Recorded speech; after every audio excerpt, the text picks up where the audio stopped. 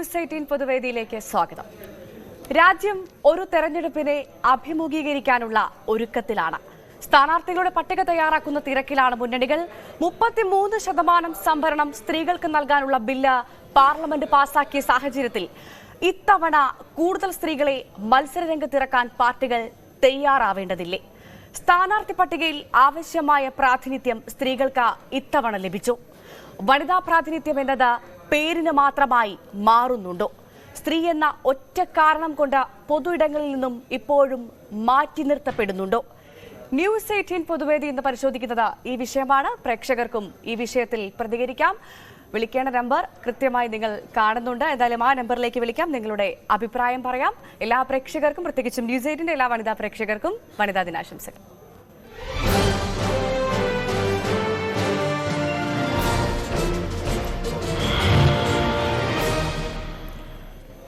നമുക്ക് ആദ്യ കോളർ ഉണ്ട്, ഉമേഷാണ്. ഉമേഷ് പാറയിൽ നിന്നാണ് വിളിക്കുന്നത്.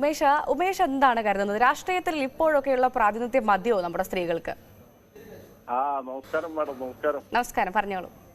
ആദ്യമായിട്ട് എല്ലാ വനിതകൾക്കും ഇന്ന് സ്ത്രീകൾക്കും ആദ്യമായിട്ട് എല്ലാവിധ ഹൃദയത്തിന്റെ ഭാഷയിൽ അവർ ആശംസ നേർന്നുകൊണ്ട് തന്നെ തുടങ്ങിയേക്കാം. നല്ല നല്ല കാര്യങ്ങൾ ഇതുപോലുള്ളവരൊക്കെ കടന്ന് മുന്നോട്ട് വരുന്നതിൽ ഞങ്ങൾക്കൊക്കെ വളരെ സന്തോഷമാണ്.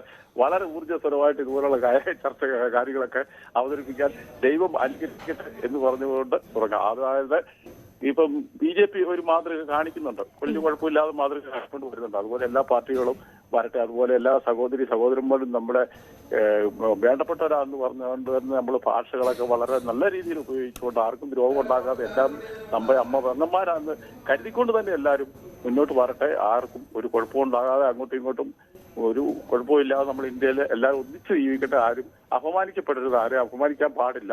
എല്ലാം നമ്മുടെ പെങ്ങന്മാരാണ് മാത്രം പറഞ്ഞുകൊണ്ട് ഞാനിത്. ശരി, നന്ദി. ഇപ്പോൾ ബാലകൃഷ്ണൻ വടകരയിൽ നിന്ന് വിളിക്കുന്നുണ്ട്. ബാലകൃഷ്ണൻ, ഏറ്റവും നമ്മൾ ഇന്ന് ചോദ്യം ഇതാണ്: രാഷ്ട്രീയത്തിൽ നമ്മുടെ സ്ത്രീകൾക്ക് ഈ ഒരു ഇപ്പോൾ കിട്ടുന്ന പ്രാതിനിധ്യം മതിയോ, അല്ലെങ്കിൽ അത് ഇനി കൂട്ടണമോ? എന്താണ് ബാലകൃഷ്ണന്റെ അഭിപ്രായം? എന്താണ്? നമസ്കാരം മേഡം. നമസ്കാരം, പറഞ്ഞോളൂ. ഇപ്പോൾ കിട്ടുന്നതിനേക്കാൾ കൂടുതൽ വനിതകൾക്ക് കിട്ടണം. പക്ഷെ ഈ വനിതകൾക്കെതിരായിട്ടുള്ള അധിക്ഷേപങ്ങൾ എല്ലാ പൊതുപ്രവർത്തകന്മാരും പൊതുവിൽ എല്ലാവരും നിർത്തണം.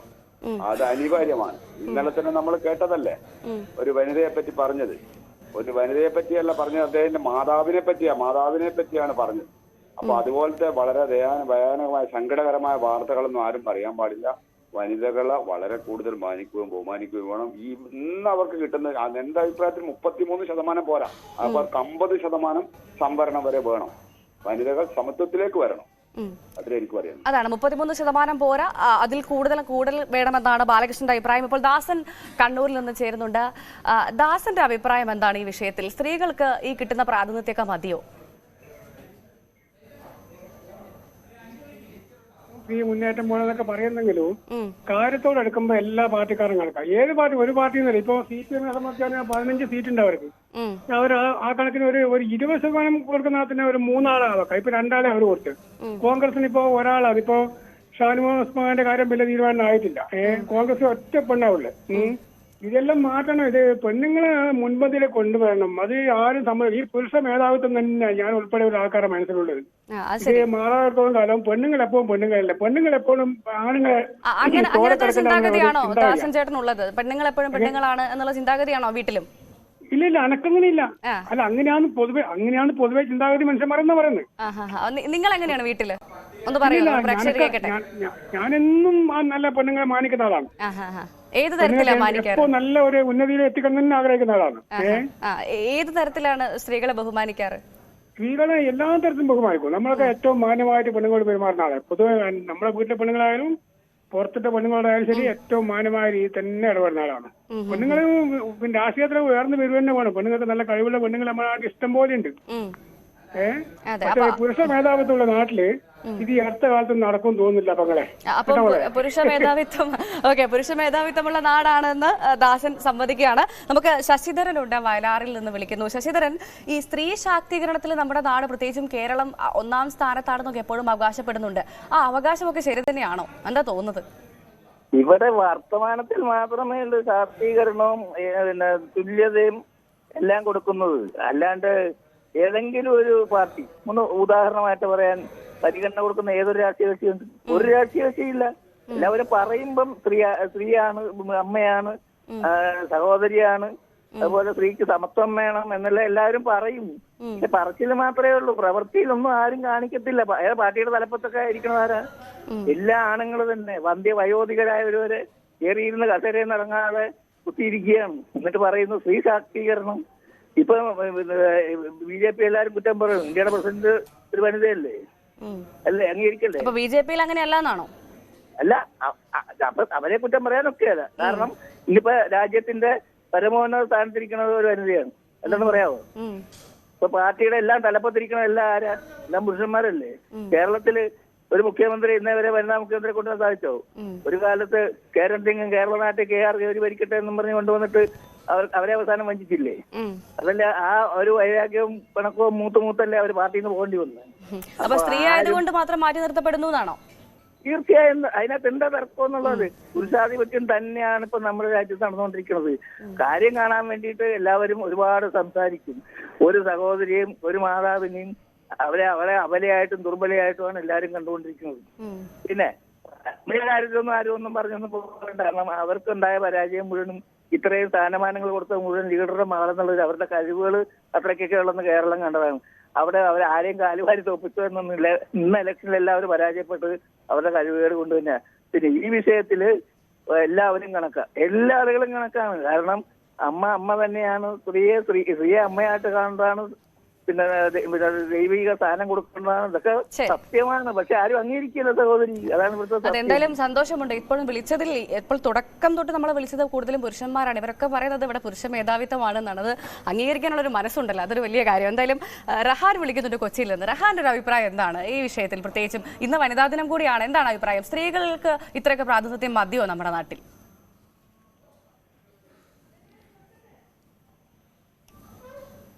റഹാന് കേൾക്കുന്നുണ്ടോ? യെസ്, സുരേഷ് ഉണ്ട് എടപ്പാളിൽ നിന്ന്. സുരേഷിന്റെ ഒരു അഭിപ്രായം എന്താണ്?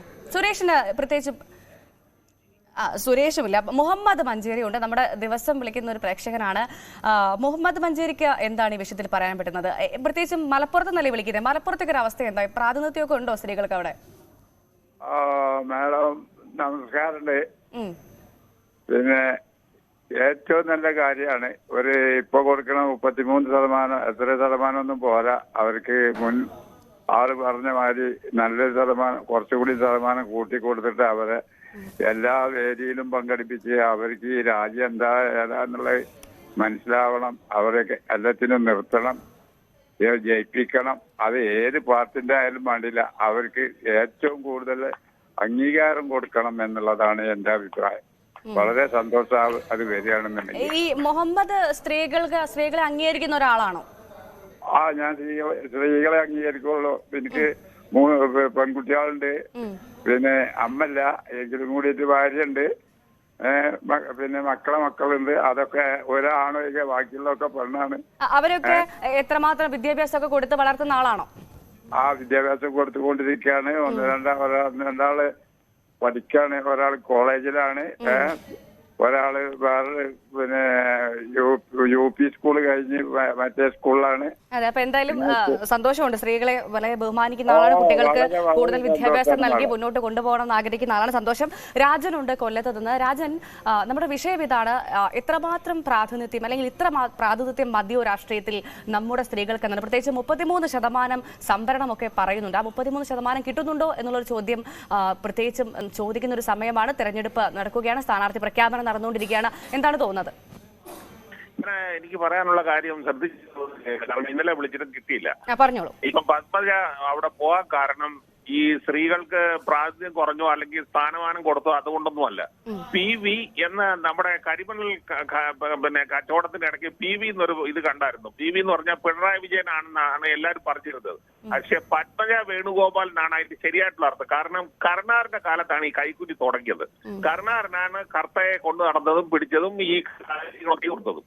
എന്നിട്ട് കരുണാകരന്റെ വണ്ടി ഒരിക്കൽ ആക്സിഡന്റിൽ പെട്ടപ്പോൾ ആ വണ്ടിക്കകത്തുനിന്ന് കർത്തയും കരുണാകരനും കൂടെ ഇറങ്ങി വന്നത് എനിക്ക് നല്ല ഓർമ്മയുണ്ട് ഇന്നും. എന്നിട്ട് ഈ PV എന്ന് എഴുതിയിരിക്കുന്ന പത്മജ വേണുഗോപാലിനാണ്, അല്ലാതെ പിണറായി വിജയൻ അല്ല.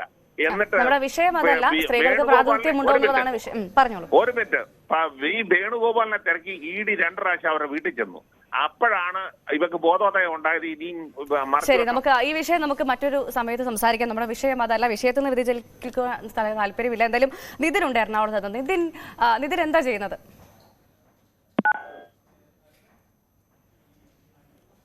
ഹലോ, നിതിൻ എന്താ ചെയ്യുന്നത്? ജോലി ചെയ്യുവാണോ, പഠിക്കുവാണോ? ഞാൻ ജോലി ചെയ്യാണ്. ഏത് മേഖലയിലാണ് ജോലി ചെയ്യുന്നത്? ഞാൻ ഇവന്റ് മാനേജ്മെന്റ് മേഖലയിലാണ്. ഓക്കെ, എന്താണ് പ്രത്യേകിച്ച് ഇന്ന് വനിതാ ദിനമാണ്. ഈ സ്ത്രീകള് ഇത്രമാത്രം നമ്മുടെ രാഷ്ട്രീയത്തിൽ സ്ത്രീകളുണ്ട്, പക്ഷേ ഒരുപാട് കഴിവുള്ള സ്ത്രീകൾ പുറത്തു നിൽക്കുന്നുണ്ട്, ഭരണ രംഗത്തേക്ക് എത്താതെ നിൽക്കുന്ന സ്ത്രീകളുണ്ട്. എന്താണ് നിതിന്റെ അഭിപ്രായം? സ്ത്രീകൾക്ക് 33% അല്ല 100% സംവരണം കൊടുക്കണമെന്ന് എന്റെ അഭിപ്രായം. എന്തുകൊണ്ടാണ് അങ്ങനെ ഒരു അഭിപ്രായം ഉള്ളത്? എന്തുകൊണ്ടാണെന്ന് ചോദിച്ചിട്ടുണ്ടെങ്കിൽ നമ്മുടെ പൊതുസമൂഹത്തിൽ സ്ത്രീകൾ ഇന്നും വളരെയധികം മുന്നോട്ട് വരേണ്ടതുണ്ട്. കുറഞ്ഞത് ഒരു 10 വർഷത്തേക്കെങ്കിലും ഒരു 100% സംവരണം കൊടുത്താൽ മാത്രമേ ഇവര് മുന്നോട്ട് വരാൻ പറ്റുള്ളൂ. ഇവിടെ തന്നെ നമുക്കിപ്പോ രാഷ്ട്രീയ പാർട്ടികളെ ഇലക്ഷൻ നിൽക്കാൻ വെക്കുമ്പോൾ തന്നെ എല്ലാ പാർട്ടികളും 1 സീറ്റ് 2 സീറ്റുകളാണ് സ്ത്രീകൾക്ക് വേണ്ടി മാറ്റി വെക്കുന്നത്. അതും തന്നെ മിക്കവാറും തന്നെ ജയിക്കാൻ സാധ്യതയില്ലാത്ത സീറ്റുകളാണ് കൊടുക്കുന്നത്. അപ്പൊ ഇവരെ മുന്നോട്ട് കൊണ്ടൊരു 33% അല്ല, കുറഞ്ഞ വർഷം 50% സംവരണം കൊടുക്കണമെന്നാണ് എന്റെ വ്യക്തിപരമായ അഭിപ്രായം. ശരി, നന്ദി എന്തായാലും വിളിച്ചതിന്. തൃശ്ശൂരിൽ നിന്ന് സുരേന്ദ്രൻ ചേരുന്നുണ്ട്. സുരേന്ദ്രൻ, നമ്മൾ ഈ പ്രാതിനിധ്യത്തെ കുറിച്ച് സംസാരിക്കുന്ന സമയത്ത് തദ്ദേശ സ്ഥാപനങ്ങൾ അടക്കം നമ്മളൊന്ന് പരിശോധിക്കണം. തദ്ദേശ സ്ഥാപനങ്ങൾ അടക്കം ഈ തുല്യത, സ്ത്രീ തുല്യത എത്രമാത്രം പാലിക്കപ്പെടുന്നു എന്നുള്ള സംശയങ്ങളൊക്കെ ബാക്കി നിൽക്കുകയാണ്. എന്താണ് സുരേന്ദ്രന്റെ അഭിപ്രായം? സ്ത്രീക്ക് പ്രാതിനിധ്യമൊക്കെ കിട്ടുന്നുണ്ടോ നമ്മുടെ നാട്ടിൽ? നമസ്കാരം മാഡം. പറയാനുള്ളത് എന്താ വെച്ചാൽ ഇന്നത്തെ ദിനത്തില് നമ്മള് പൊതുവേദിയിൽ കൂടുതൽ കണ്ടിട്ടുള്ളത് പുരുഷന്മാരെ തന്നെയാണ് അവതാരകരായിട്ട് കണ്ടിട്ടുള്ളത്. ഇന്നൊരു സ്ത്രീയുണ്ട്. മാഡാണ് ഇന്നൊരു സ്ത്രീയുണ്ട്. അതാ ഞാൻ പറഞ്ഞത്. വനിതാദിനത്തില് സ്ത്രീ അങ്ങ് മാഡം വന്നതിന് വളരെ സന്തോഷമുണ്ട്. കാരണം വനിതാദിനത്തിലെ പൊതുവേദി അവതരിപ്പിച്ച മാഡാണ്, വളരെ സന്തോഷകരമാണ്. പിന്നെ എനിക്ക് പറയുന്നത്, മാഡം നേരത്തെ പറഞ്ഞതിനോട് എനിക്ക് യോജിപ്പില്ല. കാരണം പഞ്ചായത്ത് ലെവലിലേക്ക് അല്ലെങ്കിൽ ആ ലെവലിലേക്കൊക്കെ സ്ത്രീകൾക്ക് സംവരണം ഉള്ളത് കൊണ്ട് അവർ കുറേയും കൂടിയൊക്കെ മുന്നോട്ട് വരുന്നുണ്ട്. കാരണം തന്റെ വൈഫ് ഒരു ഇതുമാതിരി തന്നെ പൊതുപ്രവർത്തകരായിട്ട് വർക്ക് ചെയ്യുന്നുണ്ട്. അപ്പൊ അതും ഞാൻ നോക്കിയിട്ട് അവര് പഞ്ചായത്ത് ലെവലിക്കും അത് സംവരണം ഉള്ളത് കൊണ്ടാണ് അവർ ആ മേഖലയ്ക്ക് മുന്നോട്ട് വരുന്നത്. ഈ 33% സംവരണം ഏർപ്പെടുത്തി എന്ന് പറയുന്നത് അത് ഇപ്പൊ നടപ്പാക്കാമായിരുന്നു. കാരണം അത് ഒരു ഇലക്ഷൻ ട്രെൻഡ് മാതിരിയാണ് എനിക്ക് തോന്നുന്നത്. കാരണം അല്ല, ഈ തദ്ദേശ സ്ഥാപനങ്ങളിൽ സ്ത്രീകൾ എത്രയുണ്ട് എന്ന് നമ്മൾ എണ്ണുമ്പോൾ അവിടെ പുരുഷന്മാർ എത്രയുണ്ട് എന്ന് നമുക്ക് എണ്ണാം. ഇപ്പൊ ഞാൻ പറയണം, പഴയ കാലത്തെക്കാളും കൂടുതൽ വരുന്നുണ്ട്. സ്ത്രീകൾ മുന്നോട്ട് വരുന്നുള്ളത് വസ്തുതയാണ്. കാരണം ഇത് പോരാന്നുള്ള അഭിപ്രായം എനിക്കുണ്ട്. കാരണം ഇതിങ്ങനെ ഏർപ്പെടുത്തിയാൽ തന്നെ ഇത് ഈ മേഖലയ്ക്ക്, മാഡം പറഞ്ഞ രാഷ്ട്രീയത്തിലേക്ക് സ്ത്രീകൾക്ക് വരാൻ മടിയാണ്. പക്ഷെ മറ്റുള്ള മേഖലകളിലേക്ക് സ്ത്രീകൾ വളരെയധികം മുന്നോട്ട് വരുന്നുണ്ട്. നമ്മൾ അത് കാണാതിരിക്കരുത്. രാഷ്ട്രീയത്തിലേക്ക് അങ്ങനെ മടിയുണ്ടോ സ്ത്രീകൾക്ക് വരാൻ?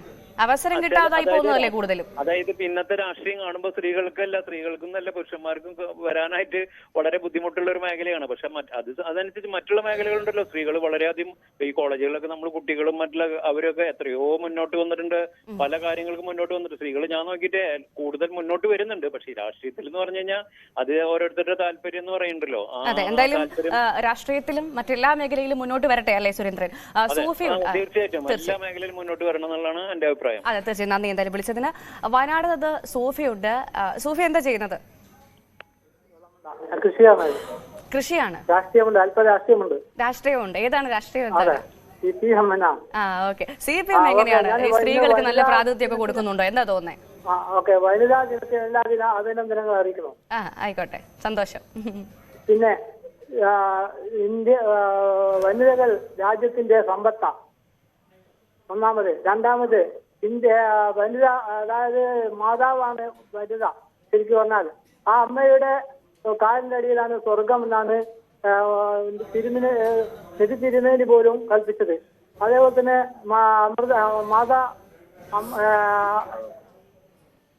ശരി, നമുക്ക് ഒരു പാലക്കാട് നിന്നൊരു കോളർ കൂടിയുണ്ട്. റെജീനയാണ് വിളിക്കുന്നത്. റെജീന ഇന്നത്തെ ഞങ്ങളുടെ ആദ്യത്തെ വനിതാ കോളറാണ്. അപ്പം ഇന്ന് വനിതാ ദിനമാണ്. വനിതാ ദിന ആശംസകൾ ആദ്യം തന്നെ. ആദ്യമായിട്ട് ഞാൻ മാഡത്തിന് ഹാപ്പി വുമൻസ് ഡേ. തിരിച്ചും ഹാപ്പി വുമൻസ് ഡേ. ഇപ്പോൾ ഈ അവസരത്തിൽ ഞാൻ വീണ്ടും പറയാൻ ആഗ്രഹിക്കുന്ന ഒരു കാര്യം, നമ്മുടെ ശൈലജ ടീച്ചർ പറഞ്ഞ ഒരു പ്രധാനപ്പെട്ട ഒരു വാക്യം ഉണ്ടായിരുന്നു, പെണ്ണിന് എന്താ കുഴപ്പമെന്ന്. അതേ ചോദ്യം ഞാൻ ഇപ്പോഴും ആവർത്തിക്കുകയാണ്, സ്ത്രീക്ക് എന്താ കുഴപ്പം? ഞാൻ ഇന്നലെ പിന്നെ ശ്രീമതി പത്മജ വേണുഗോപാലിന്റെ BJPയുടെ പ്രവേശനമായിട്ട് ഞാൻ ഇന്നലെ ഒരുപാട് ശ്രമിച്ചു മാഡം. എനിക്ക് അഭിപ്രായം പറയാൻ അവസരം കിട്ടിയില്ല. അപ്പൊ അത് ഞാൻ ഇന്നൊന്ന് പറയണതുകൊണ്ട് ഞാൻ അത് ഒന്ന് പറയാൻ ആഗ്രഹിക്കുകയാണ്. ഓക്കെ. ഇപ്പൊ ന്യൂസ് 18 ആണല്ലോ നമ്മൾ ഇന്നലത്തെ ആ വാർത്ത പുറത്തുവിട്ടത്. മാഡം ഒരുപാട് അവര് ഭയങ്കരമായിട്ട് അവര് പിന്നെ അവരുടെ ആ ഒരു ഫേസ്ബുക്ക് പോസ്റ്റ് കണ്ടപ്പോ ഒരുപാട് ആൾക്കാർ അവരെ വിമർശിച്ചിട്ടുണ്ടാവും. പക്ഷെ അവരുടെ ധൈര്യം ഞാൻ ഈ അവസരത്തിൽ ഞാൻ അവരെ അഭിനന്ദിക്കുകയാണ്. അവർക്ക് യാതൊരു ലെവലേശ് അവരെ അത് ബാധിച്ചിട്ടില്ല എന്ന് വരെ അവര് തെളിയിച്ചു. വീണ്ടും വന്നിട്ട് പിന്നെ ശ്രീമതി പത്മജ വേണുഗോപാൽ പിന്നെ കേരളത്തിലെ 2004 ആവർത്തിക്കുമെന്നാണ് എനിക്ക് മനസ്സിലാക്കാൻ കഴിയുന്നത്. 2004 19 സീറ്റും ചിലപ്പോ LDFന് ഉറപ്പാണെന്ന് തോന്നിപ്പോണ്ട് ഈ ഇങ്ങനെയൊക്കെ ഒരു കാര്യങ്ങൾ നടന്നുകൊണ്ടിരിക്കുമ്പോ. പിന്നെ ഒരു സീറ്റ് നമ്മള് നമ്മുടെ വിഷയത്തിൽ നിന്ന് മാറുന്നുണ്ട്. എന്തായാലും റെജീന വിളിച്ചതിന് വളരെയധികം സന്തോഷം. പാലക്കാട് നിന്നാണ് വിളിച്ചത്. പളനിസ്വാമി ഉണ്ട്. പളനിസ്വാമി എവിടെ നിന്നാണ് വിളിക്കുന്നത്? പാലക്കാട് ചേമ്പരി പഞ്ചായത്ത് കൊയ്യാമ്പളം. ഓക്കെ, പളനിസ്വാമിയുടെ ഒരു അഭിപ്രായം എന്താ? നമ്മുടെ നാട്ടില് സ്ത്രീകൾക്ക് വേണ്ടത്ര അർഹതയും പ്രാധാന്യമൊക്കെ കിട്ടുന്നുണ്ടോ? സ്ത്രീകൾക്ക് മുൻഗണന കുറവാണോ? അല്ല, കുറവാണ് പറഞ്ഞാൽ അല്ല, പാലക്കാട് ജില്ലയിൽ ഏറ്റവും കുറവാണ്. അതെന്താ പാലക്കാടിന് എന്താ ഒരു പ്രത്യേകത? പാലക്കാട് എന്തുകൊണ്ടാണ് ഇങ്ങനെ കുറയുന്നത്? അത് ചെറുതായിട്ട് ഒരു മാറ്റം ഉണ്ടോ പറയാം. വീട്ടിൽ എങ്ങനെയാണ് പളനിസ്വാമിയുടെ വീട്ടിൽ എങ്ങനെയാണ്? സ്ത്രീകൾക്ക് പ്രാധാന്യം ഉണ്ടോ, അല്ലെങ്കിൽ പളനിസ്വാമി തന്നെയാണോ കാര്യങ്ങളൊക്കെ നോക്കുന്നത്? ശരി, പാലക്കാട് എന്റെ വീട്ടില് കുഴപ്പമില്ല. എനിക്കൊരു വീടും നമ്മളൊരു പാവപ്പെട്ട കുടുംബങ്ങളാണ്. അതെ. ശരി, എന്തായാലും നന്ദി പളനിസ്വാമി വിളിച്ചതിന്. ചാലക്കുടിയിൽ നിന്ന് സുധീർ എന്നുള്ളൊരു പ്രേക്ഷകൻ കൂടി വിളിക്കുന്നുണ്ട്. സുധീറിന്റെ ഒരു അഭിപ്രായം എന്താണ് ഈ വിഷയത്തിൽ? നമുക്ക് എങ്ങനെയാണ് നമ്മുടെ സ്ത്രീകൾക്ക് നാട്ടിൽ ആവശ്യത്തിനുള്ള സ്വാതന്ത്ര്യവും സമത്വവും നമുക്ക് കിട്ടുന്നുണ്ടോ? ഞാൻ പറഞ്ഞോട്ടെ? പറഞ്ഞോളൂ. മാഡം ഞാനൊരു 12 വർഷമായിട്ട് ദുബായ് ബേസ് ആയിട്ട് വർക്ക് ചെയ്തുകൊണ്ടിരുന്ന ആളാണ്. പക്ഷെ നിങ്ങൾ സ്ത്രീ സ്വാതന്ത്ര്യത്തിന് വേണ്ടി ഇത്രയും ഇത് ചെയ്യുന്നില്ലേ? എന്റെ വൈഫ് ഒരു പ്രൊഫസറാണ്. എനിക്കൊരു മോനേ ഉള്ളൂ. പക്ഷെ നിങ്ങൾ സ്ത്രീകൾക്ക് വേണ്ടി മാത്രമായിട്ട് സപ്പോർട്ട് ചെയ്തത്. ഞങ്ങളെ പോലുള്ള കുറെ ആണുങ്ങളുടെ കാര്യങ്ങൾ നിങ്ങൾ അറിയുന്നില്ല. ഓരോട് മനുഷ്യർ ഇങ്ങനെ ജീവിതത്തിൽ ഇങ്ങനെ തോറ്റി കിടക്കുന്ന കുറെ ആൾക്കാരെ കുറിച്ച് നിങ്ങൾ ഒരിക്കലും കണ്ടെത്തുന്നില്ല.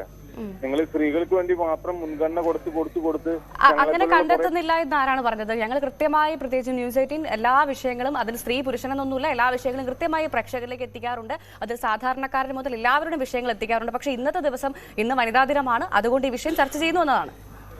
വേണ്ടി മാത്രമാണ് ഞാൻ എന്റെ വൈഫും കൂടി പ്രസിഡന്റ് ആയിട്ടില്ല. ഞാൻ ചോദിക്കണം നിങ്ങളുടെ അടുത്ത്, നിങ്ങൾ ഒരിക്കലും അങ്ങനെ അവരെ മാത്രം സപ്പോർട്ട് ചെയ്തില്ല. എന്നെ പോലുള്ള കുറെ ഒരുപാട് വ്യക്തികൾ നഷ്ടപ്പെടുന്ന ഒരു കഥയെ കുറിച്ച് നിങ്ങൾ ചിന്തിച്ചിട്ടുണ്ട് എപ്പോഴെങ്കിലും ലൈഫിനെ?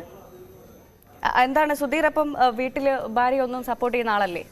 അല്ലല്ല, ഞാനിപ്പോ എന്റേതായ വർക്ക് ചെയ്യുന്നു. അവർ അവരുടേതായ ഒരു നമ്മൾ അടിച്ചേൽപ്പിക്കുന്ന ഒരു മനുഷ്യനെ അടിച്ചേൽപ്പിക്കുന്ന രീതിയാണ് അവർ ജീവിക്കുന്നത്. ഭാര്യ ആയിക്കോട്ടെ. എന്നെ പോലെ ഒരുപാട് വ്യക്തികളുണ്ട്. എന്റെ മോൻ ഇപ്പൊ UP PG കഴിഞ്ഞിട്ട് പോകാൻ നിൽക്കണം. വൈഫ് അവരുടെ നമ്മളൊക്കെ 10-15 വർഷം ദുബായിൽ പണിയെടുത്തിട്ട് ഇങ്ങനെ കിടന്ന് ജീവിക്കുകയാണ്. എന്നെ പോലെ ഒരുപാട് വ്യക്തികൾ. ശരി, അത്തരത്തിലുള്ള ആളുകളൊക്കെ ഉണ്ട്. അപ്പൊ എല്ലാരെയും ഒരേപോലെ കണ്ട് മുന്നോട്ട് പോകാൻ ശ്രമിക്കുക. ജിൻസ് ഉണ്ട് കോഴിക്കോട് നിന്ന്. ജിൻസ് എന്താ ചെയ്യുന്നത്? പഠിക്കുകയാണോ ജോലി ചെയ്യുവാണോ? ഞാൻ സാധാരണ കേട്ടില്ല, എന്താണ്? കൂലിപ്പണിയാണ്. ഓക്കെ. അപ്പം എന്താണ് ജിൻസിന്റെ ഒരു കാഴ്ചപ്പാട്? എന്താണ് നമ്മുടെ നാട്ടില്, പ്രത്യേകിച്ചും ജിൻസിന്റെ വീട്ടുകാരെ കുറിച്ച് പറയൂ. വീട്ടിൽ എങ്ങനെയാണ് സ്ത്രീകള്? വീട്ടിൽ എന്ന് പറഞ്ഞാൽ ഞാനും അമ്മയേ ഉള്ളൂ, പപ്പായും. അമ്മ എങ്ങനെയാണ്? അമ്മയാണോ കാര്യങ്ങളൊക്കെ നോക്കുന്നത് വീട്ടിലെ? വീട്ടിലെ കാര്യങ്ങളൊക്കെ അമ്മയാണ് നോക്കുന്നത്. അമ്മ വീട്ടിലെ കാര്യങ്ങളൊക്കെ കൃത്യമായിട്ട് ചെയ്യുമ്പോൾ അമ്മയെ പോലെയുള്ള സ്ത്രീകൾ നമ്മുടെ നാട്ടിൽ, നമ്മുടെ ഭരണത്തിൽ മുന്നിൽ നിൽക്കണം എന്നൊക്കെ തോന്നിയിട്ടുണ്ടോ എപ്പോഴെങ്കിലും?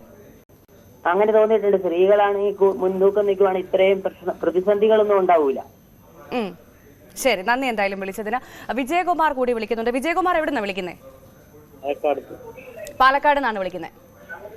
എന്താണ് വിജയകുമാറിന്റെ ഈ വിഷയത്തിൽ അഭിപ്രായം? വിജയകുമാറിന് തോന്നുന്നുണ്ടോ നമ്മുടെ നാട്ടിലെ സ്ത്രീകൾക്ക് പ്രാതിനിധ്യം കുറവാണ്? ഞാൻ പറയുന്നത് എങ്ങനെയാണ്? 100% അവരാവണം. 100%. അപ്പൊ പുരുഷന്മാർ എവിടെയും വേണ്ട, സ്ത്രീകൾ മാത്രം മതി? അതെന്താ അങ്ങനെ ഒരു അഭിപ്രായം? പറയാം. അതുമല്ല, ക്വാളിഫൈഡ് ആയിട്ടുള്ള ആൾക്കാരായിരിക്കണം എല്ലാത്തിലും. ഒന്ന്. 2 ഇവരായിരിക്കണം. അഭിപ്രായം പറയാൻ കാരണം അങ്ങോട്ടും ഇങ്ങോട്ടുള്ള കുതികാൽ വെട്ട്, ആവശ്യമില്ലാത്ത ഗുണ്ടായിസം, ഇതൊക്കെ വളരെ കുറഞ്ഞു കിട്ടും. അതായത് സ്ത്രീകൾ വന്നു കഴിഞ്ഞാൽ ഇങ്ങനത്തെ പ്രശ്നങ്ങളൊന്നും ഉണ്ടാവില്ല. പുരുഷന്മാരുള്ളത് കൊണ്ടാണ് ഇപ്പൊ ഈ പ്രശ്നങ്ങളൊക്കെ നാട്ടിലുള്ളത് അല്ലേ?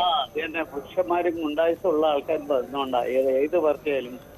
അതാണ് അതിന്റെ ശരി. ഏത് പാർട്ടിയായാലും.